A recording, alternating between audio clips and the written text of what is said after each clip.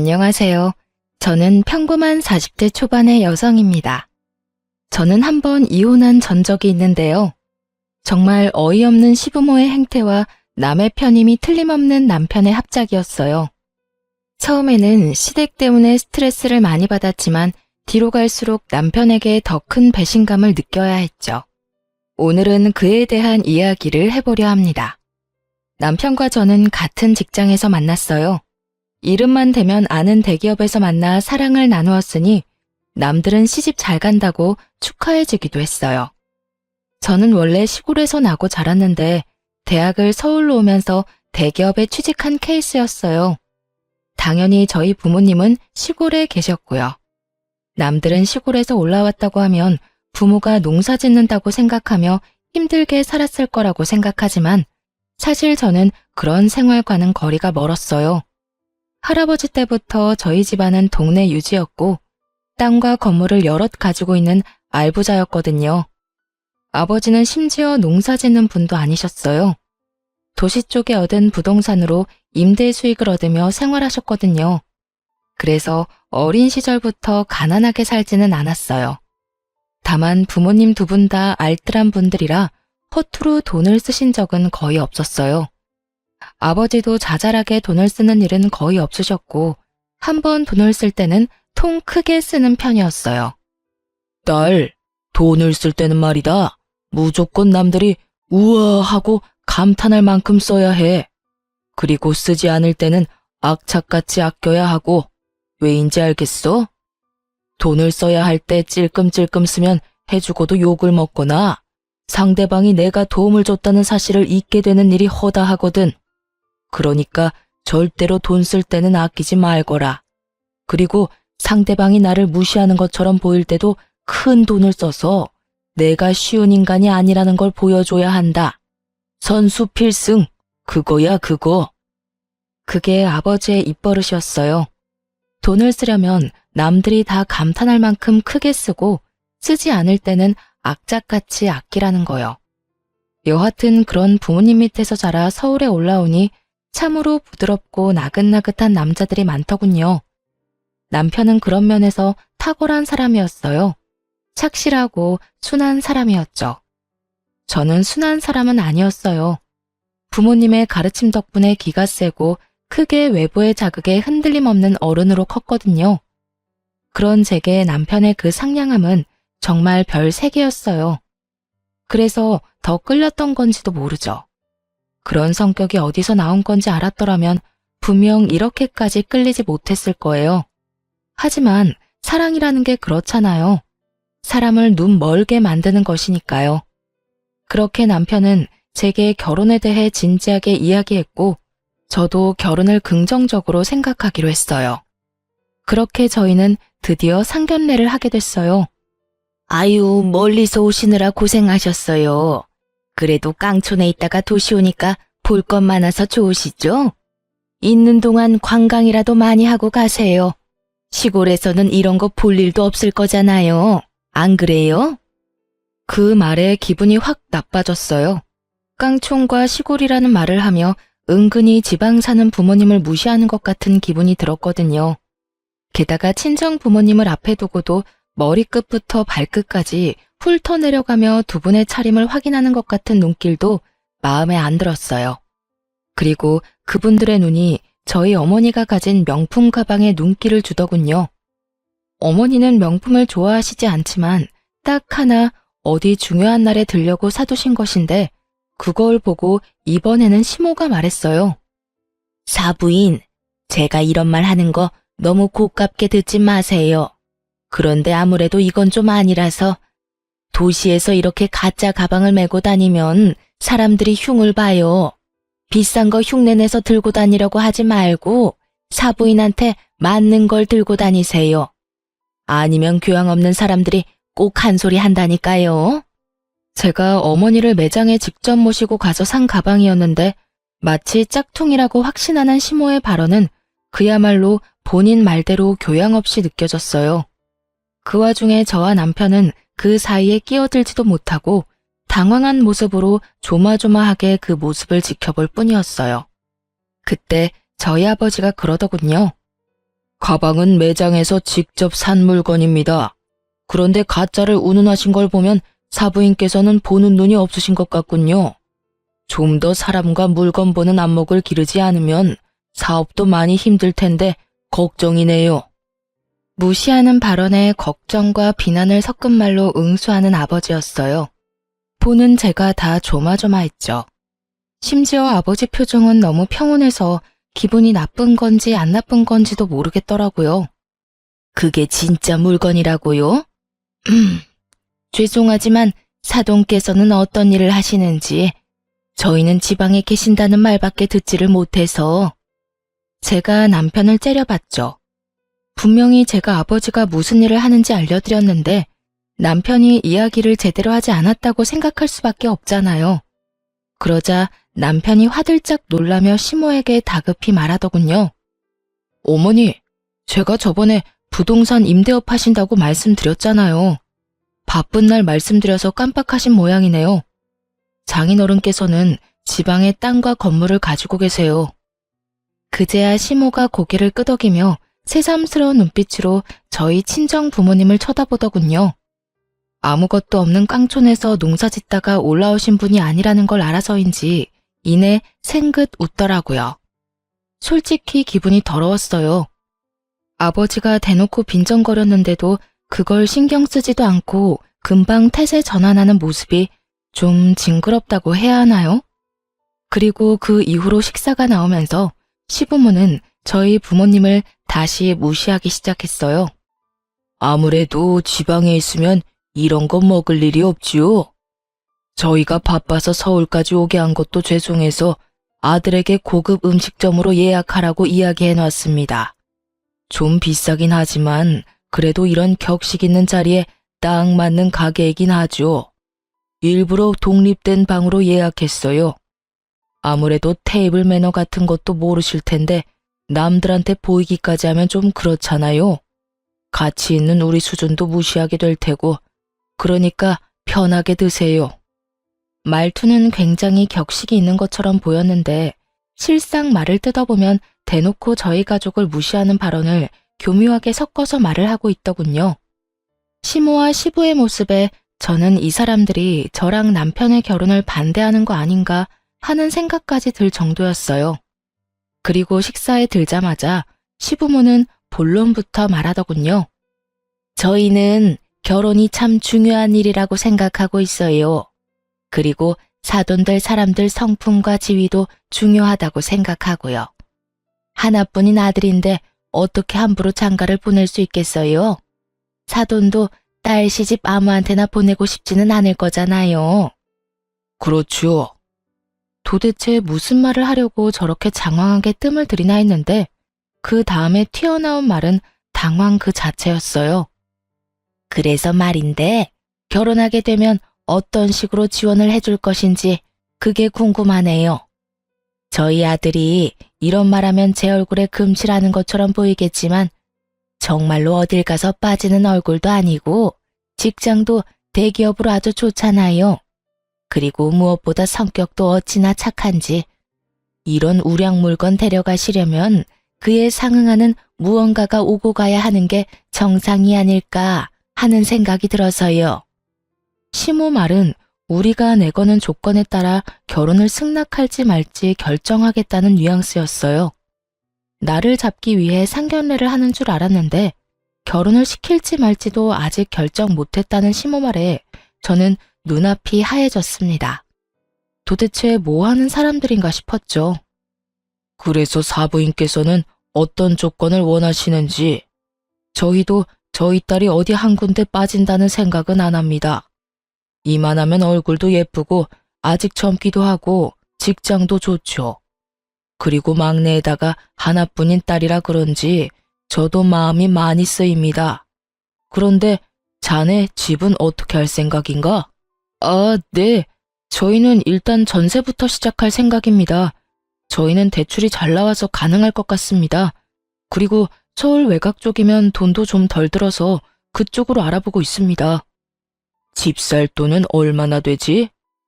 저는 5천만 원 정도 모아놨고 부모님이 1억 정도 마련해 주신다고 하셨어요.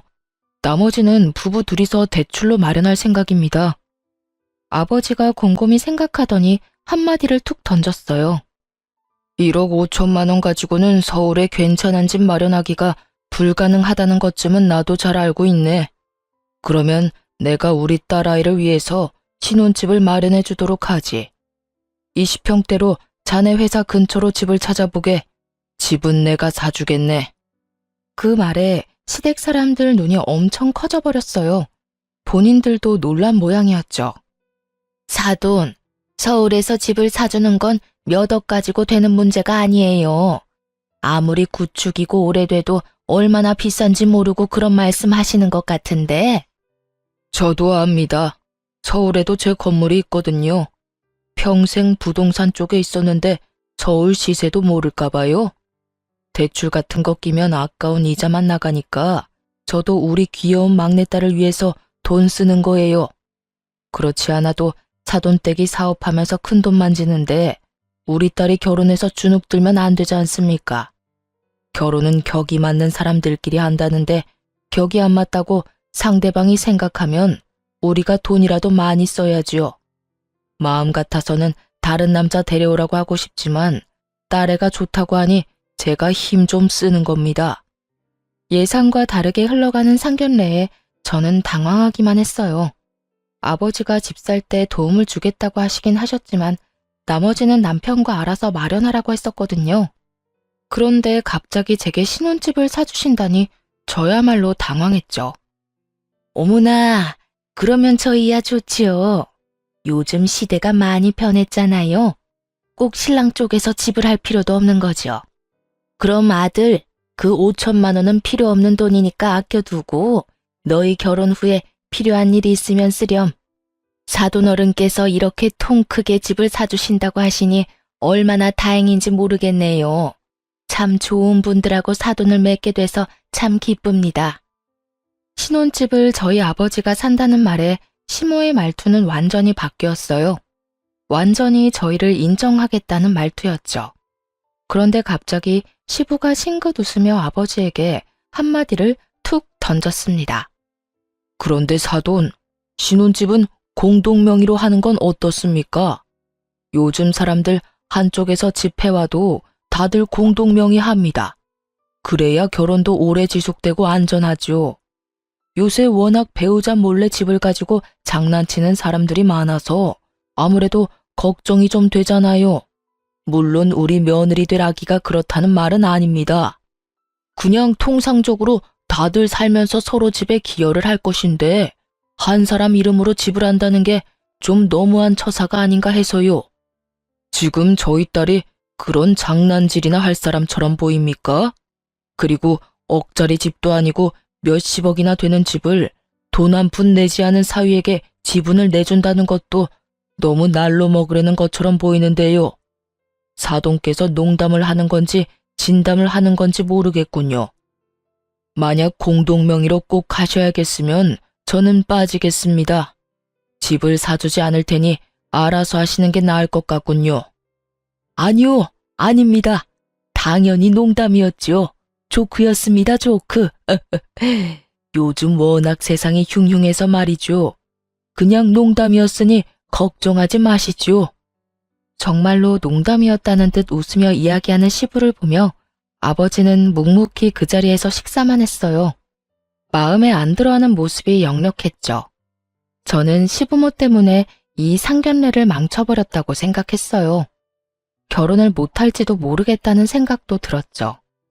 남편도 당황한 기색이 가득했고 저는 시부모 때문에 우리 결혼이 틀어질까봐 밥도 제대로 삼키지를 못했어요. 그렇게 간간히 시모와 저희 친정엄마의 대화만 오가던 상견례가 끝이 났어요. 저는 저희 부모님을 호텔에 모셔드리러 나왔고 남편은 남편대로 시댁 식구들을 집에 데려다 주러 갔어요. 저희 가족만 남았을 때 아버지가 그러더군요.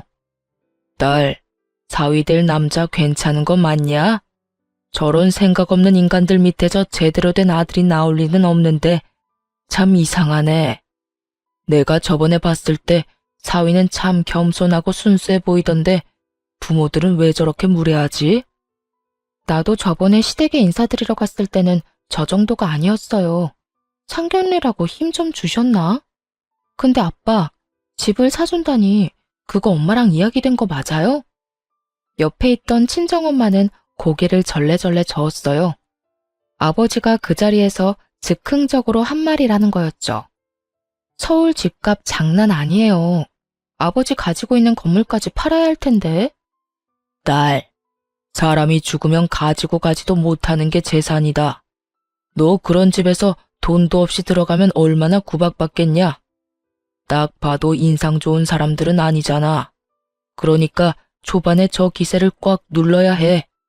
그나마 이 아비가 뼈 빠지게 벌어놓은 돈이 있으니 그걸로 크게 한 대 후려치고 시작하는 거지. 그렇다고 해서 그 큰 돈을... 그것보다 더 중요한 게 있어. 너 절대로 네 남편한테 공동명의 해주지 마라. 네 남편이 괜찮은 사람이라고 해서 저 사돈들이 괜찮은 사람인 건 아니잖아. 아까 돈 한 푼 안 낼 거면서 공동명의 이야기하는 거 봤냐? 농담이라고는 했지만 농담은 아니었을걸? 내가 신혼집 해주겠다는 말 듣고 억울하고 생각했을지도 모르지. 딸이 원하는 건 다 들어주는 딸바보라고 생각했을지도 모르고. 그런 인간들은 나중에 뒤로 무슨 짓을 하는지 알 수 없는 거야. 내가 젊을 때 사기 많이 당해봤잖아. 그러니까 첫째도 의심, 둘째도 의심이야. 알았어? 서울에 대학을 갈 때부터 아버지의 입버릇은 모든 것을 의심하라는 거였어요. 사실 그 덕에 범죄 피해를 잘 빠져나갈 수 있긴 했죠. 서울이 이상한 곳이라기보다는 엄청난 사람이 여기저기서 몰려오니 확률적으로 범죄를 맞닥뜨릴 일도 많다는 거거든요. 게다가 일거수일투족이 다 소문나는 시골과 달리 서울이라는 곳이 워낙 크고 이웃 간에 가깝지 않은 곳이기도 하니까요. 그래도 아버지가 결혼을 하지 말라고 하지 않은 건 남편의 착한 모습 때문이었을 거예요. 그렇게 저희는 결혼을 할 수 있게 됐죠. 결혼을 하고 시댁에 갈 일은 많지 않았어요. 남편이 불편한 제 마음을 헤아려줬고 시댁과의 만남을 최대한 피할 수 있게 해줬거든요. 그런데 결혼하고 1년쯤 지났을 때 시댁에 큰일이 벌어졌어요. 시부가 하던 사업이 실패하면서 시댁 집까지 팔아야 하는 상황이 되어버렸거든요. 그전에도 사업이 잘 안 돼서 2번 망한 적이 있긴 했는데 그때는 본인들이 가진 돈으로 사업을 하다 망했고 이번에는 투자금까지 받아서 어떻게 해보려다 망한 거라 그 투자금을 다 돌려줘야 하는 상황이 된 거죠. 한마디로 크게 일 벌리다가 망해버린 거예요. 투자금이라 해봐야 얼마 되지는 않았지만 집을 날려버리기에는 충분한 금액이었어요. 그렇게 몇 날 며칠을 시댁과 저희 집을 오가며 근심이 가득하던 남편이 제게 그러더군요. 혹시 우리 집 담보로 대출 좀 받을 수 있을까? 대출 받은 건 내가 다 낼 거야. 지금 좀 급해서 그래. 부모님 지금 당장 살 곳도 없으시고. 그 말에 정신이 번쩍 들었어요. 상견례 끝나고 했던 아버지 말이 생각났거든요. 아빠한테 물어볼게. 내 명의이긴 하지만 아버지 돈으로 낸 집인데 내가 그런 중요한 걸 선택하는 건 좀 아니잖아. 잠깐만 기다려봐. 저는 아버지와 통화를 했고 아버지는 그걸 듣더니 절대로 집 담보로 대출받지 말고 일단 남편 데리고 친정에 한번 내려오라고 하더군요. 그렇게 남편을 데리고 친정에 갔어요. 남편은 저희 아버지가 혼날 거라고 생각했는지 안절부절 못하는 모습이었어요. 그래, 자네 돈이 필요하다고? 네, 저희 부모님 사업이 망해서 지금 당장 집 얻을 돈도 없어서요. 집을 담보로 대출을 받으려고 하는데 장인어른 허락을 받아야 한다고 해서. 자네 집 살 때 쓰려던 5천만 원은 어쩌고? 그걸로 부모님 집 얻어드리면 되지 않나? 그게 사업 망하고 빚쟁이들이 밀려오는 바람에 제 돈까지 부모님이 빌려가셨어요. 저는 지끈거리는 머리를 손바닥으로 감쌌어요. 이 시부모들이 남편이 모아놓은 돈까지 싸그리 끌어당겼었던 거예요. 남편은 저에게 말도 없이 그 돈을 시댁에 홀라당 줘버렸고요. 만약 그 돈이 저희가 부부 생활 중에 모은 돈이었다면 화가 엄청 났을 테지만 결혼 전에 모은 돈이었고 부모가 빚쟁이에게 쫓기니 쓸 수밖에 없었다는 점 때문에 저도 남편에게 따질 수도 없는 입장이었어요. 다만 걱정이었죠. 이러다가 우리 집까지 그 불똥이 튈까봐 말이죠. 그렇군. 그러면 내가 1억을 빌려주겠네. 대신 차용증은 써야 하는데 괜찮은가? 네, 괜찮습니다. 빌려만 주시면 제가 매달 잘 갚겠습니다. 원금은 자네가 부담 안 될 정도로 갚으면 되고 이자는 안 받도록 하겠네. 대신 조건이 좀 까다로운데 잘 읽어보고 결정하게. 저와 남편이 차용증에 쓰인 내용을 읽어봤는데 2가지 항목이 밑에 추가로 적혀 있었어요. 한 가지는 신혼집을 담보로 대출을 받게 되면 일시 상환을 해야 한다는 조건이었고 저와 남편이 이혼을 하게 되면 또 일시 상환을 해야 한다는 거였죠. 아무래도 내가 임대업 하면서 사기를 하도 많이 당해서 이런 계약서나 차용증은 좀 꼼꼼하게 쓰는 편이네. 어떻게든 허점을 이용해서 빠져나가려는 사람이 많거든. 그렇군요. 저는 괜찮습니다, 장인어른. 저희가 이제 막 결혼했는데 헤어질 일도 없고 신혼집도 아내 명의이니 아내 허락 없이는 어떻게 하지도 못합니다.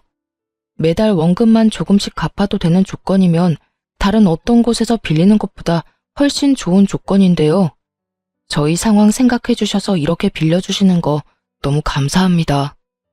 남편은 호언장담을 하며 도장을 꾹 찍더군요. 결혼한 지 1년밖에 안 됐으니 어찌 보면 당연한 거였죠. 저도 이혼할 생각은 없었으니까요. 그래서 아버지가 남편을 도와주려 하는 것에 감사했어요. 꼼꼼하게 써넣은 항목들도 저희가 지키기 쉬운 것들로 넣어준 거라고 생각했어요. 남편은 그 돈을 가지고 시부에게 바로 집을 하나 얻어줬습니다. 1억에 대출까지 껴서 겨우 전셋집을 얻을 수 있었어요. 어머니, 아버지, 장인어른께서 무이자로 돈을 안 빌려주셨으면 진짜 이 집도 못 구할 뻔했어요. 다음에 선물 사들고 찾아뵙기로 했어요. 이 사람한테도 더 잘해야겠다 싶고요. 남편이 그 말을 하며 저를 바라보며 싱긋 웃었어요. 저도 그런 남편을 향해 웃어 보였어요. 아버지의 호의 덕분에 급한 불을 끄게 됐으니 저도 마음이 좀 홀가분했거든요. 그런데 그런 제 마음에 시모가 찬물을 탁 끼얹더군요. 그래? 1억이 뭐 큰 돈은 아니지. 그리고 그 돈 빌려준 게 사돈 어른이지 며느리는 아니지 않니? 얘한테 잘해줄 건 뭐야? 너 돈 때문에 잡혀 살면 안 된다. 도와줄만 하니까 도와준 거야. 너 보고 도와준 걸 며느리 덕으로 돌리는 것도 이상하고. 그리고 며느라가, 너도 네 아버지 돈으로 우리한테 생색 낼 생각은 하지 마라. 그 돈이 네 돈은 아니잖니? 나는 며느리 눈치 보며 살 생각은 없어. 어차피 그 돈도 그냥 준 게 아니라 빌려준 거고 원금 꼬박꼬박 갚을 건데 우리가 너희 가족한테 굽실거리는 것도 이상하잖아. 그치? 시모의 말에 저는 입을 다물지 못했어요. 참, 사람 도와주고 이런 식으로 취급받을 줄이야. 그런데 그 뒤가 더 문제였어요.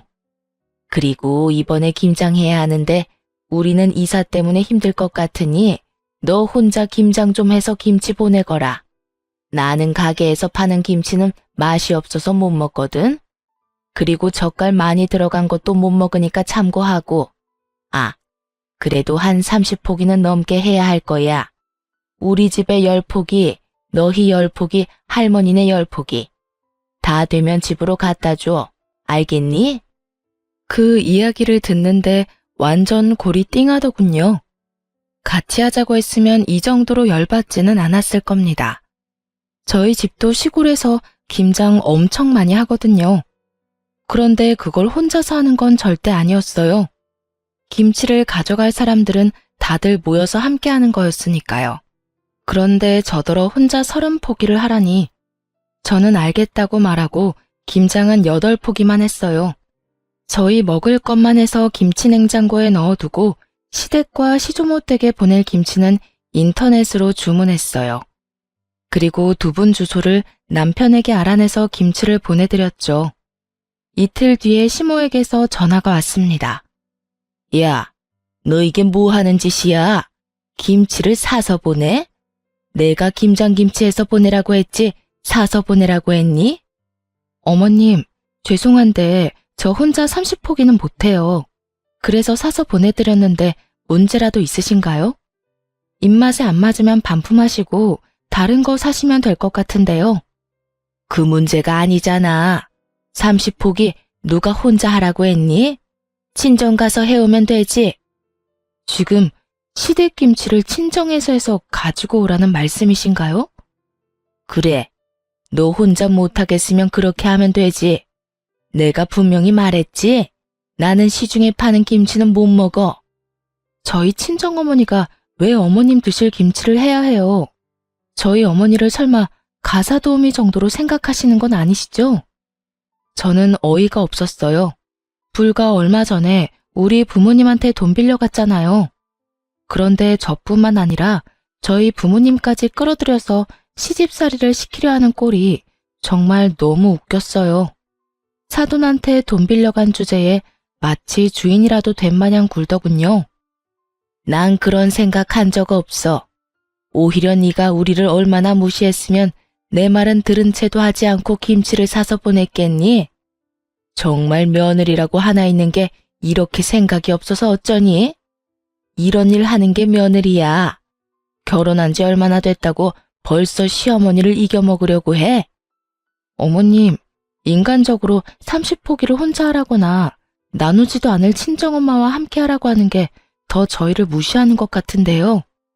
김치는 보냈고 마음에 안 드시면 반품하고 이번에는 어머님이 직접 주문해서 드세요. 요즘 파는 김치도 맛있게 잘 나와요. 그리고 요즘 세상에 며느리가 시댁 일꾼이라고 생각하는 것도 진짜 구식인 건 아시죠? 저는 그렇게 이야기하고 전화를 뚝 끊었어요. 시모가 열받았는지 남편에게 전화해서 난리를 쳤더라고요. 그날 저녁에 남편이 저희 집에 와서 그러더라고요. 여보, 도대체 어머니랑 무슨 일이 있었길래 어머니가 그렇게 화가 나셨어? 어머님이 나더러 김치 30포기를 혼자서 하라고 하더라고. 그래서 우리 먹을 8포기만 하고 어머님 보낼 김치는 인터넷에서 사서 보내드렸지. 이 일에 어디에서 화를 내는지 모르겠네. 우리 엄마 입이 좀 까다로우셔서 시중에 파는 김치는 못 드시는데 웬만하면 김치에서 갖다 드리지 그랬어. 남편의 이야기에 저는 화가 났어요.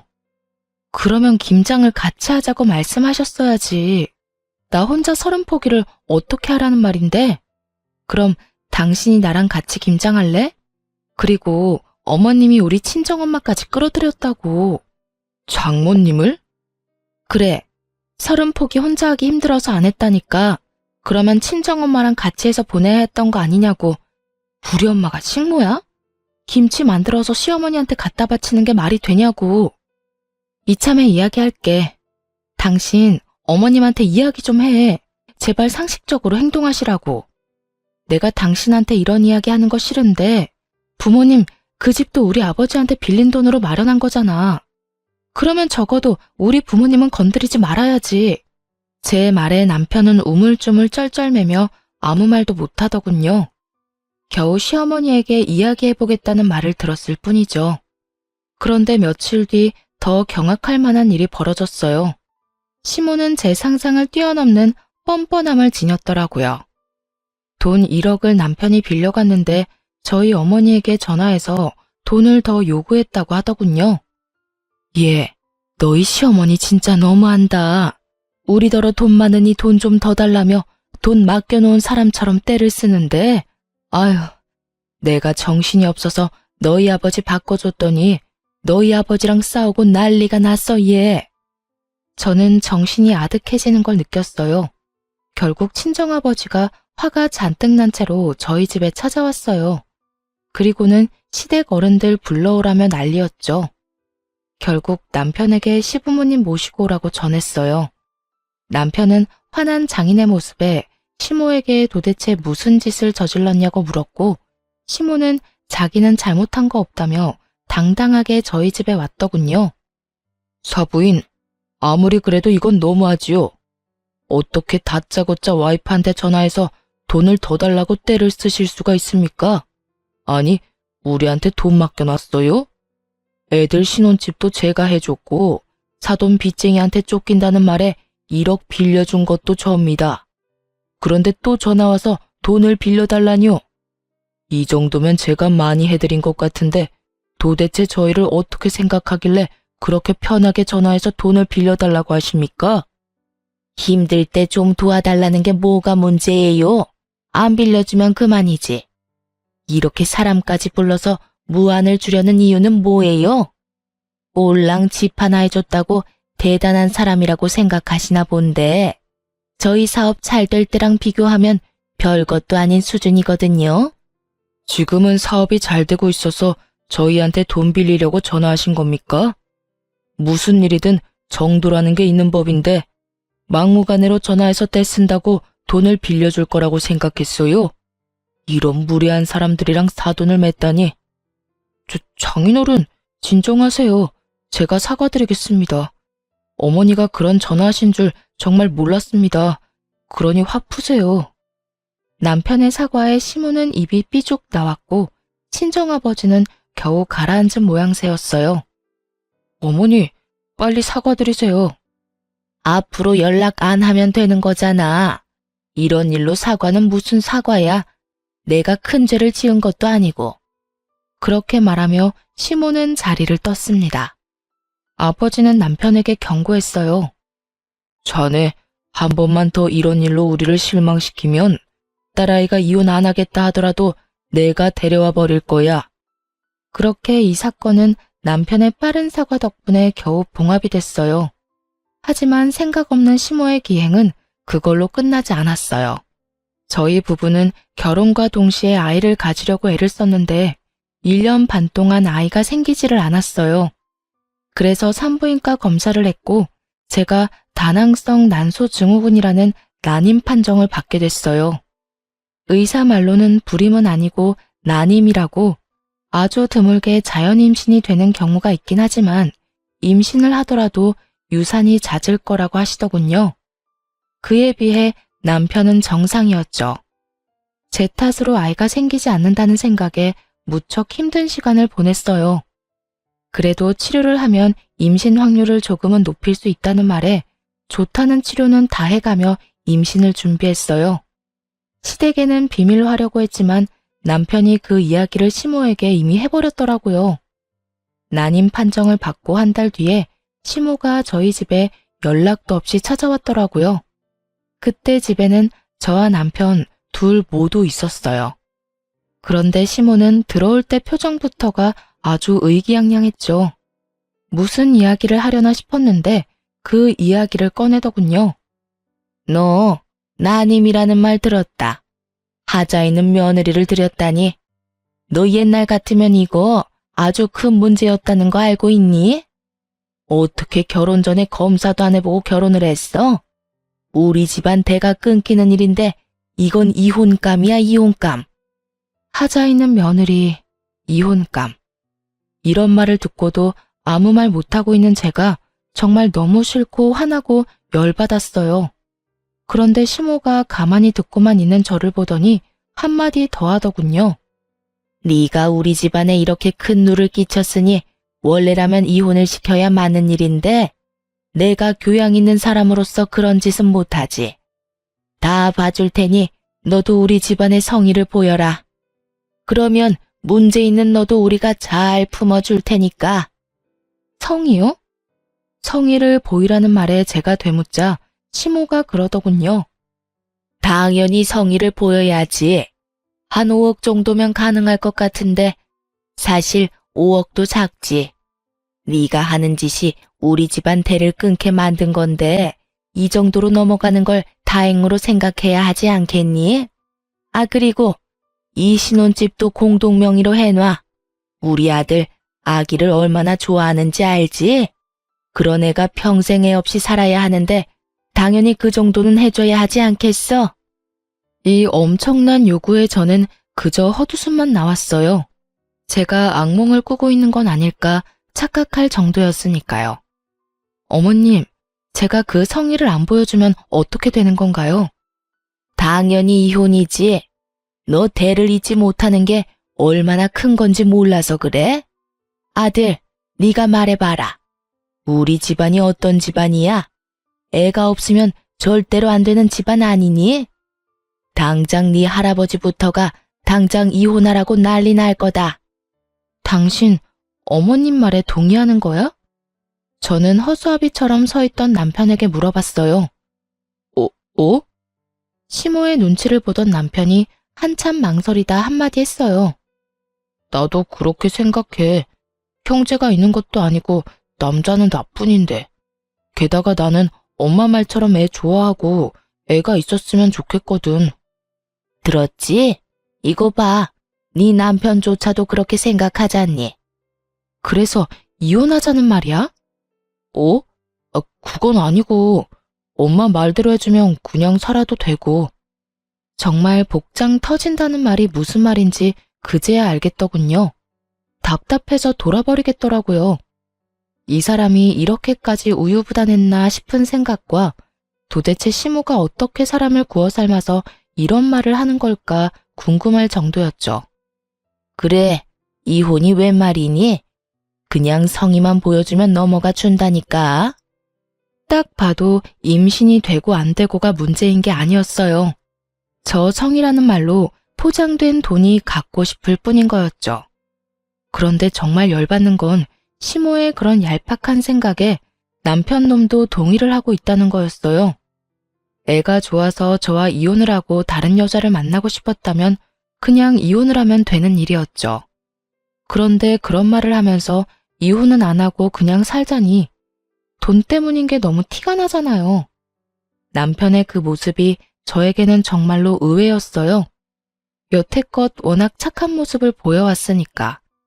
남편이 변한 건지 남편이 시모에게 가스라이팅을 당한 건지 감이 오지 않더군요. 시모에게는 원래부터 좋은 감정이 없었지만 남편에게는 처음으로 분노와 배신감을 느끼게 됐어요. 그리고 이쯤 되니 그냥 다 포기해버리고 싶었어요. 이혼한다 해도 저한테 불리할 건 전혀 없으니까요. 그냥 이혼할게요. 당신도 애가 가지고 싶다며. 그러면 나랑 이혼하고 다른 여자 만나. 저의 이혼 선언에 시모가 깜짝 놀라더군요. 너 정말 이혼할 거야? 이혼하면 너한테 불리한 거 알고 있니? 너 임신 안 되는 것도 이혼 사유다. 그리고 재산 분할 같은 것도 똑바로 해야 하고 위자료도 내라면 확실하게 내야 하는 거 알지? 그리고 이혼도 네가 먼저 이야기한 거니까. 불리하든 말든 이혼하자고요. 그거 원하시는 거 아니었어요? 애도 못 낳는데 뭐하러 같이 살아요? 지금 보니까 저 남자 나한테 마음이라고는 한 조각도 안 남은 빈 껍데기처럼 보이는데 원하시는 대로 하세요. 5억의 공동명의? 어디서 날로 먹으려고? 일단 지금 당장 둘 다 이 집에서 나가세요. 여기 내 집이니까. 당신도 나랑 이혼하고 싶다고 했으니 이 집에서 나가고. 그렇게 두 사람을 내쫓고는 이혼 소송을 진행했어요. 아버지는 오히려 잘 됐다며 이혼 판결만 나면 빌려준 돈 싹 다 가져오자며 아주 벼르고 계셨어요. 위자료도 다 뜯어내자고 말이죠. 남의 딸 눈에 눈물 나게 만들면 제 자식 눈에도 피눈물 나는 거 알아야 한다면서 아주 이를 갈고 계시더라고요. 그런데 이혼 소송이 진행될수록 뭔가 자기들이 생각한 것이 아니라고 생각했나 봅니다. 시모가 저희 친정어머니에게 전화를 했다고 하더라고요. 제가 시모 전화번호를 스팸 처리해 놓은 바람에 생긴 일이었죠. 제가 연락도 안 되고 얼굴도 못 보니 결국 저희 친정엄마에게 전화해서는 며느리한테 잘 좀 이야기해 주라고 이혼 없던 일로 하면 안 되냐고 전해달라고 했다는 거예요. 정말 뻔뻔하기가 대단한 사람들이야. 내 딸 가슴에 대못을 박아놓고 뭐? 내가 진짜 얼굴이 앞에 있었으면 머리끄댕이를 잡아당겨서 머리털을 다 뽑아놨을 거야. 저것들이 아직 제정신을 못 차렸어. 이제 와서 보니까 자기들한테 전혀 유리한 조건의 이혼이 아니었다는 걸 알아챈 거지. 보통은 이혼하기 전에 다 알아보는 거 아니야? 내가 이혼 안 하고 돈 줄 거라고 철석같이 믿었나 봐. 임신 안 되는 것도 서러운데 돈까지 내고 서러워야 해? 그런 취급 받을 바에야 평생 혼자 살고 말지. 그런데 시모의 그 연락이 끝일 거라고 생각했는데 일 끝나고 회사에서 나오는데 남편 놈이 저를 기다리고 있더군요. 같은 회사지만 부서가 달라 필사적으로 피해 다녔는데 결국은 출입구에서 기다리고 있으니 피할 방법이 없었죠. 남편은 굉장히 어정쩡한 얼굴로 저를 기다리고 있었어요. 미안한 것도 아니고 화난 것도 아니고 딱 누가 시켜서 찾아온 것 같은 얼굴이요. 얼떨떨한 표정으로 저를 부르더라고요. 난 당신하고 할 말 없는데? 여보, 나는 할 말 있어. 잠시면 돼. 잠깐만 들어줘. 내가 그때 한 이야기는 정말로 다 거짓말이야.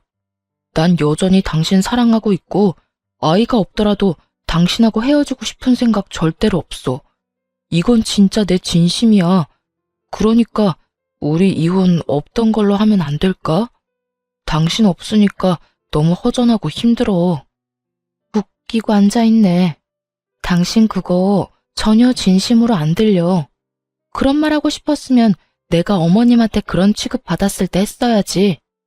이혼 이야기 나오기 전에 했었어야 맞는 거지. 그랬으면 난 당신 하나 바라보면서 혼인관계 유지했을 거야. 그런데 너 뭐라 그랬냐? 그때 진짜 얼토당토 않은 말도 안 되는 말 짓거렸지? 미친놈. 오늘 이렇게 찾아와서 이야기하는 것도 그래. 딱 보니 답 나오네. 어머님이 그렇게 말하라고 시켰지? 제 말에 남편놈이 아무 말 못하고 고개를 숙여 제 눈을 피하더군요. 침묵은 긍정이라는 말이 있죠. 아무 말 못하는 남편놈을 보니 감이 오더라고요. 저는 남편을 앞에 두고 시모에게 전화를 걸었어요. 어머님, 아들 반품한 거 취소 안 할 거예요. 반품하라고 한 것도 어머님이면서 왜 다시 돌려주려고 하세요? 그러지 마세요. 이미 애착 같은 거 없어요. 이혼 소송 불리하게 진행되는 것 같아서 속상하신 건 알겠는데 그러게 왜 처음부터 알아보지도 않고 일을 진행해서 이렇게 후회할 짓을 만들었어요? 어쨌든 이런 식으로 저희 부모님한테 연락하거나 이 인간 이용해서 이혼 번복하려고 하지 마세요. 저는 이혼 꼭 할 거니까요. 며느라가, 아가, 내 말 좀 들어봐라. 나는 당연히 결혼을 했으니 재산 분할이 조금이라도 될 줄 알았어. 그런데 혼인 기간이 짧으면 그게 인정이 안 될 가능성이 높다네. 그리고 나는 차용증에 대해서 제대로 몰랐지 않니? 그런 항목이 있었으면 절대로 이혼 이야기도 안 꺼냈을 거야. 이혼하면 빌린 돈을 무조건 갚아야 한다는 조건이라니 너무하지 않니? 아무리 그래도 우리 사정도 봐줘야지. 어떻게 지금 당장 1억을 어디서 구해? 그건 그쪽 사정이고요. 아주 호언장담을 하면서 도장을 찍은 건 남편이고 그 호언장담도 깨가며 이혼 원한 것도 남편이거든요. 이혼 등 떠민 건 어머니고요. 그래, 그건 나도 인정하마. 하지만 그런 조건에 대해 상세하게 이야기 안 해준 네 잘못도 있지. 애는 없어도 된다. 얘야, 그러니까 이혼만은 좀 어떻게 안 되겠니? 나는 이혼 안 하는 게 훨씬 좋은 것 같아. 왜요? 저는 하는 게 좋을 것 같은데요. 나님이라는 거 하나만으로 저를 하자 있는 인간으로 몰아서 친정의 돈까지 뜯어내려고 하더니 결국 가지고 있는 모든 걸 잃으셨네요. 그냥 가만히 아들 부부 놔뒀으면 그래도 빌린 돈은 보전할 수 있었을 텐데. 저희 이혼하게 만드신 것도 모자라서 사람 약점 가지고 뒤흔든 고약한 마음씨 잘 봤어요. 그래도 결혼 초반에 알게 돼서 천만다행이에요. 잘못했으면 저도 못 빠져나올 뻔했으니까요. 앞으로 연락하지 마세요. 연락하면 스토커로 신고할 거예요. 그리고 이 인간 시켜서 말 전하게 하지도 말고요. 저 이미 이 사람한테 정 다 떨어졌어요. 그렇게 말하고 전화를 끊자 남편놈은 더욱더 고개가 아래로 파고들더군요. 이 인간이 이 정도로 마마 보일 줄은 결혼할 때만 해도 몰랐어요. 그냥 남 생각 잘하는 착한 사람이라고 생각했는데 제가 깜빡 속았던 거예요. 앞으로 이런 일로 내 앞에 얼굴 보이지 마. 재수 없으니까. 내가 이런 말 했다고 화낼 건 아니지? 너 딱 재수 없게 행동했잖아. 애가 가지고 싶어서 이혼을 하고 싶어? 입에 침이라도 바르고 거짓말을 해. 부모 말 그대로 전달하는 앵무새 같은 인간아. 너 같은 마마보이하고 결혼한 게 내 인생의 유일한 오점이야. 그렇게 쏘아붙이고 뒤도 돌아보지 않고 남편을 내버려 두고 나왔어요. 그리고 이혼 판결 나고 저는 직장 지인들에게 이혼 사실을 알렸어요. 결국 난임을 이유로 이혼까지 요구했다는 게 소문나기 시작하면서 남편의 회사 내 입지도 확 줄어들어 버렸죠. 평판까지 나빠지게 됐고요. 그래도 좋은 직장이라 퇴사는 하지 않고 잘 버티고 있더군요. 그렇게 2년을 그 인간 얼굴을 가끔씩 마주치면서 일을 다녀야 했어요. 그것도 저에게는 굉장히 곤혹스러운 일이었죠. 그렇지만 저는 이혼 2년 만에 재혼에 성공하게 됐어요. 정말 기적 같은 일이 벌어졌거든요.